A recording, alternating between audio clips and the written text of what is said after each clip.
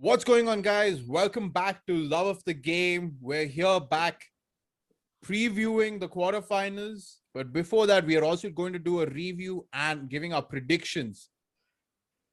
Now, the game in question, which is for the quarterfinals, is between Belgium and Italy. Now, these two guys on the screen, that's Anirudh and Sujay. These two guys on the screen made so many valid points in their previous video when they were predicting the game between Belgium and Portugal, and the link to that's over here. And Ani, to his credit, had made this point that the defense is going to be the difference to who's going to win that game, who's going to progress. Portugal being the defending champions of the Euros. And Sujay had made the point that Portugal had a 38-year-old in defense named Pepe. And still, these two shameless guys made that prediction that Portugal's going to win. I went with Belgium because I was like, no, Belgium have younger guys in defense. They have a packed team. They're good everywhere. And these two guys had the audacity to say that Portugal are going to come through. I've called them shameless. I've said they have audacity, and now I'm going to give them a chance to defend what went wrong with their prediction. And listen, the thing is, we're all amateurs. We're doing this because we love the game. So make sure you subscribe to the channel. Yeah, what do you guys have to say for yourself, man? I'm so happy. So first things first, Paul, when you say that Belgium's defense is young, I don't think Jan Vertonghen and Toby Alderweireld are particularly young. Compared to a 38-year-old Pepe, I would take them. And even Sujay can agree to that when he gets back on. Coming back to the predictions, yes, I did say that on the night, whose ever defense does a better job is going to win. And the reason I went with Portugal is because they have big game experience. Yeah. They're defending champions. They've done well at these at tournaments of late. Plus, there was this entire Cristiano Ronaldo factor. He's chasing records. He's looking to add one more trophy to his cabinet. And he's like what Imran Khan was to the '92 Cricket World Cup. Yeah. The guy who wants to achieve personal milestones and gets his team behind him. That was the case. The match itself was not exactly one-sided. It's not as if Belgium, won with plenty to spare. It was close fought. Belgium withstood a barrage from Portugal and eventually turned out winners. You call it luck. You call it luck that's made by the team that has the greater heart. You call it anything else you want. But on the night, Belgium got it just about right. So I wouldn't exactly criticize myself for being a bad predictor. I think the rationale that Sujay and I both used was spot on. But on the night, Belgium got it right. Credit to them. Portugal, until next time, I suppose. Okay, so it was, how do I put it? Okay, once in a blue moon, and this is the reason why I end up talking so much anti-Ronaldo stuff. Once in, I don't know after how many years, I actually said, okay, this is a game I'm expecting Ronaldo to perform, and bugger goes missing. Like his team goes missing. Or yeah, it was one of those. And I think Portugal also went a bit conservative, or was it the tactics? Looking at the talents that they have, I expected a lot more from Portugal, actually. I expected them to reach quarterfinals and at least semi-finals, especially after coming from the group of death. But Belgium, they are known to choke in such international games. And that Trogan Hazard goal was, and that too, it was in the first half. And like Ani mentioned it properly there was a barrage of attack from Portugal later on. So yeah, it was one of those strange games wherein it was touch and go, and the the scoreline of 1-0. It's I think true reflection of how the final score should have been. I'm not pissed off that Portugal lost. I'm actually celebrating, but it's okay. It's okay. It was Belgium that won the game. I am a fan of Roberto Mancini since his weekend athletic days, so it's okay. I'm I'm actually happy with the result. I'm not that pissed off that I just got a prediction wrong. It was supposed to be a logical guess anyway. It's Martinez, not Mancini. Just Sorry, Roberto clarifying. Martinez. Roberto Yeah. Martinez. So listen, I get what you guys are saying, and even I thought Portugal had a chance, but then if you look at the midfield and the defense, yes, Belgium had an older defense. They had Vermaelen, they had Vertonghen, and they had Alderweireld. But the thing is, two of these guys played together.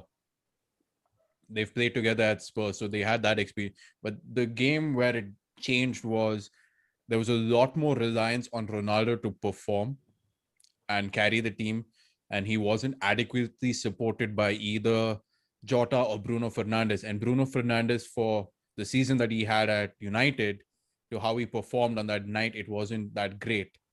But it's not to take away anything from how, like literally, like how you said, it was they were defending the Alamo, the Belgium team, they were defending, and Courtois, for everything that he's done wrong over the past couple of years at Real Madrid since he transferred, he was brilliant for them. He held on and the team defended. The team did what they had to do. They've scraped through. Well, they're going to be playing a team that has been scoring and going against their entire philosophy of football with all their weird names for every single position, from libero to dorma to the other stuff. And our dear friend Mancini is over there. Italy, like all of us predicted Italy would go through. Ani was so close to, if they hadn't scored in that extra time, it would have gone to penalties. If it had just waited a little longer, but they pulled it off. And yes, Arnautovic did not score against all odds. He didn't score, but Italy have made it through. And yeah, they've been free flowing and unpredictable, to say the least. Yeah, I mean, if you look at this quarterfinal, it's mouth-watering. It's two big names. It's two big teams with, I mean, at least Italy has history. I'm not so sure about Belgium, uh, but it is unbeaten versus unbeaten. Italy are on their longest ever unbeaten streak at 31 games, beating a record that they had earlier set in the 1930s. And in the 1930s, Italy were just this machine who kept winning and winning. And to beat that record is quite something. Belgium are on a 13 match win, unbeaten streak themselves. Both the teams enter the quarterfinals having played 4, won 4. Italy have scored 9 goals. Belgium have scored 8 goals. Both teams have conceded 1 goal. On paper, it is as equal as it gets. On the night, one really important thing we have to watch out for, keep an eye on before the game starts, is the fitness of both Kevin De Bruyne and Eden Hazard. Yeah. Both of them picked up injuries during the round of 16 game. It remains to be seen whether they're going to start without them. There's going to be a dearth of creative input from Belgium's midfield. This could work in Italy's favor. From the Italian perspective, Donnarumma has had to make the fewest saves of any goalkeeper in the tournament so far. He's had to make just 4 saves. That's even less than Jordan Pickford for an England side that hasn't conceded a single goal. So that's the level at which Italy have been solid. It's not like they've played very weak teams until now. Austria was an unexpected test for them because they were solid. They were very well organized, very well drilled players with sufficient experience in both the Bundesligas, that's Austria and Germany, and they kept Italy at bay. The important thing for Italy is that Federico Chiesa, the young prolific prodigy out there for the Italians, he managed to score a fabulous goal. Apart from the surprise performances around the place, Domenico Berardi, the man who replaced Chiesa, who's been keeping Chiesa out of the starting 11, and that's no mean feat. So he's been able to score a big goal. They've been free flowing, unlike Italian teams of the past. Yeah. I mean, the heart says Italy should win this, not for anything else, but because it's so romantic to have a successful Azzurri back in the game. Yeah, thank you for that. Thank you for bringing the Azuri element into this. Yeah, exactly. I would like to uh, uh, see. The thing is, there is this notion, there is this feeling whenever the Italian teams do well, right? They are either in this extreme or they are either in this extreme. That is how they are. They are never in the middle, like England always is. But coming back to this Italian team, they have found the perfect midfield. I think Italy this time. Verratti is back. They have Jorginho. They have Barella. Barella was undoubtedly Inter Milan's best player this season after Romelu Lukaku. Of course, he was a striker, but I would still consider Barella to be one of the most, like the most influential person in the Inter Milan team. So with him, Verratti is back, and Jorginho being the quarterback that he plays that role very well, the distributor role. So I think, and with the strike force that Italy is having, and with the teams that still, I mean, that are out of the league right now. I mean, it is Germany out, France out, Portugal out. So this is the game that will actually tell us whether Italy will win this Euros or not. So this is one of the most important games in Roberto Mancini's career. And I think he will be repeating the same tactics that he had with Austria. He will be starting conservative. This is the game I think we will start seeing the Italian team getting back to its root of playing the game of margins, playing as much as it is required. So I won't expect a high scoring game. And like Ani mentioned, that the injury of Eden Hazard and even Kevin De Bruyne, it's this definitely is a blow for Belgium. This is not going to be easy for Belgium. I think the Belgium management will be pushing for them, somehow medically get them ready for this game, or at least for the 10-15 minutes or the later half of the game. Try and have a comeback or something of some sort if there is a requirement. This game, once again, a lot rests upon Romelu Lukaku once again. He's very much familiar with almost the entire team there, okay, because he plays in Syria. A lot of his teammates, Inter Milan teammates, are will be playing against him. He knows a lot of them. There is a sense of familiarity also for him there. But I don't deny this. But I somehow see the experience of Bonucci in the centre back, and Spinazzola, what a form that he is in actually. I mean, and then they can get Locatelli from the bench. And like Ani put it, they still haven't even gotten Chiesa to start the game. I think Chiesa is a bit young. He is their prodigy, but he's a bit young. Berardi still makes sense because he has got the experience as of now. Chiesa's time will definitely come. The same situation was with Immobile the last time. When he was started to take over and there was a lot of pressure, and we still know the game wherein they did not qualify in the tournaments, wherein even Rossi did not come up in the qualifier. He wanted the coach to actually send him Immobile to play. When they were chasing the game, it was in Rome. So Chisa's time will come, but Berardi right now, I think it makes sense just because he's got a bit of experience. But I think this Italy team, this game, the way wherein Italy will play this game, this is going to define, do they have what it takes to win the Euros? This is the most important game for Italy, according to me. They have a worthy competitor in front of them. He's a bit wounded. It's not Eden Hazard.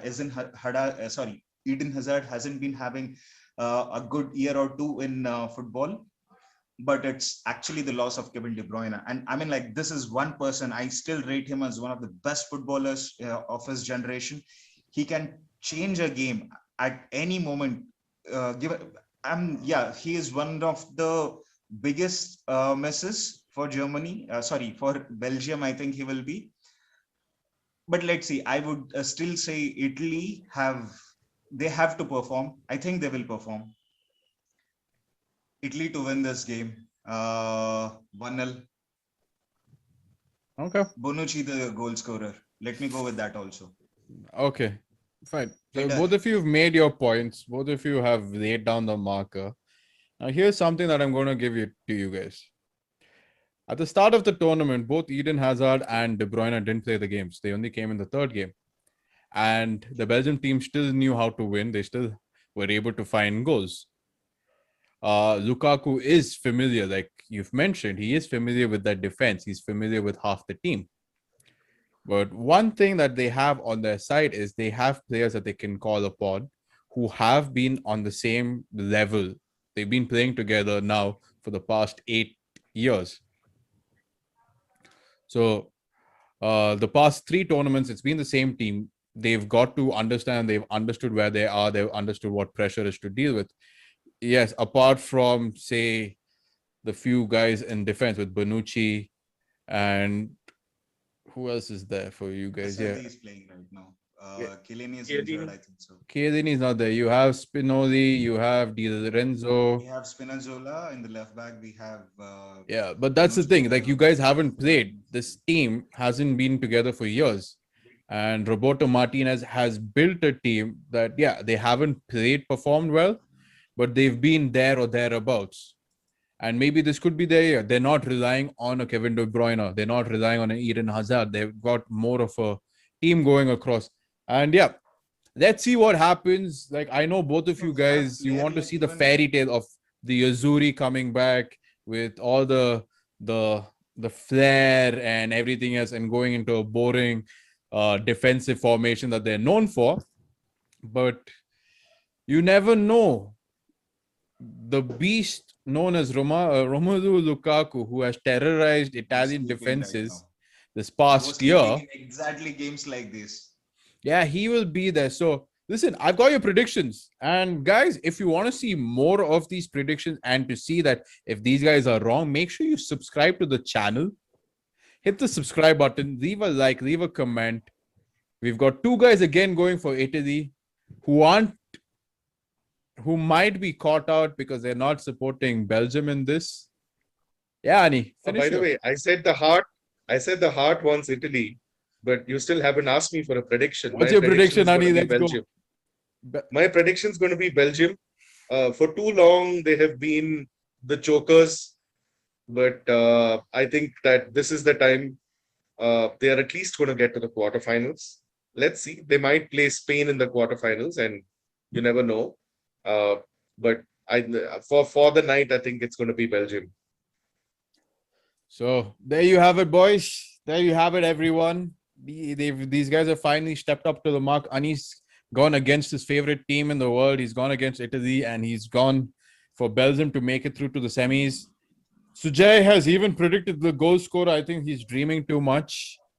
But when you love the game, you got to dream. Make sure you subscribe to the channel, leave a like. From all of us here, take care, guys.